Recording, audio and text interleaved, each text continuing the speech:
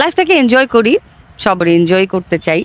মাত্র ৩৯ বছর বয়সেই নাপেরার দেশে পাড়ি জমিয়েছেন অভিনেত্রী রিশতা লাবণী সীমানা।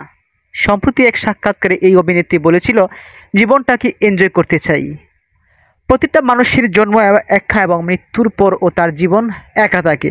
এই অভিনেত্রী প্রায় সময় বলতেন, আমি সিঙ্গেল লাইফটাই বেশি পছন্দ করি। অভিনেত্রী ও মডেল রিশতা লাবণী সীমানা মারা গেছেন আজ মঙ্গলবার সকালে। শেষ নিঃশ্বাস ত্যাগ করেন তিনি। গণমাধ্যমে এই মৃত্যুর বিষয়টি নিশ্চিত করেছেন সীমানার ছোট ভাই এজাজ বিন আলী। ৩৯ বছর বয়সে শেষ হলো অভিনেত্রীর সীমানার পথ চলা। পারিবারিক সূত্রে জানা যায়, গত ২১শে মে রাতে হঠাৎ অসুস্থ হয়ে পড়েন সীমানা। সেদিন রাত 11:30টার দিকে তাকে দ্রুত ধানমন্ডির বেসরকারি একটি হাসপাতালে ভর্তি করানো হয়। মস্তিষ্কে রক্তক্ষরণ হয়েছিল এই অভিনেত্রীর। পরদিন আরও উন্নত চিকিৎসার জন্য সীমানাকে ধানমন্ডির আরেকটি হাসপাতালে নেওয়া হয়। এরপর চিকিৎসকদের পরামর্শে তাকে ঢাকার আগারগাঁওয়ের ন্যাশনাল ইনস্টিটিউট অফ নিউরোসায়েন্সের হাসপাতালে ভর্তি করানো হয়। অবশেষে শেষ রক্ষা হলো না এই অভিনেত্রীর। সবাইকে কাঁদিয়ে নাপেরার দেশে পাড়ি জমিয়েছেন আজ ৪ জুন। বেশ কয়েকদিন চিকিৎসারত অবস্থায় ছিলেন অভিনেত্রী সেখানে। গত শনিবার ওই হাসপাতালে তার মস্তিষ্কে অস্ত্রোপচার করা হয়। বুধবার বিকেল থেকে সীমানার চিকিৎসা চলছিল ঢাকার বঙ্গবন্ধু শেখ মুজিব মেডিকেল হাসপাতালে।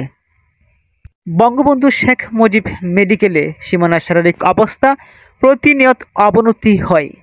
শুরুর দিকে তাকে আইসিইউতে রাখা হয়েছিল, তবে বুধবার থেকে লাইফ সাপোর্টে রাখা হয়েছিল, কিন্তু সব চেষ্টা ব্যর্থ করে সীমানা চলে যান নাপেরার দেশে। 2006 সালে লাক্স চ্যানেল আই সুপারস্টার প্রতিযোগিতায় সেরা 10-এ জায়গা করে নিয়েছিলেন এই অভিনেত্রী। এরপর অসংখ্য নাটক এবং বিজ্ঞাপনে কাজ করেছেন, রীতিমতোই অভিনয় করেছেন চলচ্চিত্রেও।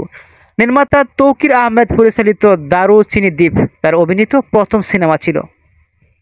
অভিনেত্রী সীমানার সর্বশেষ সিনেমা ছিল রোশনি।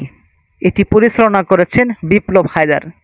অবশেষে সবাইকে কাঁদিয়ে নাপেরার দেশে পাড়ি জমিয়েছেন এই অভিনেত্রী। সামাজিক যোগাযোগ মাধ্যম থেকে চলচ্চিত্র অঙ্গনে নেমে এসেছে এক শোকের ছায়া। অসংখ্য অভিনেতা অভিনেত্রীরাই শোক প্রকাশ করেছেন এই অভিনেত্রীর অকাল মৃত্যুতে। শোকসন্তপ্ত পরিবারের প্রতি গভীর সমবেদনা জ্ঞাপন করেছেন দেশ বিদেশের শুভাকাঙ্ক্ষী এবং অসংখ্য গুণগ্রাহীরা।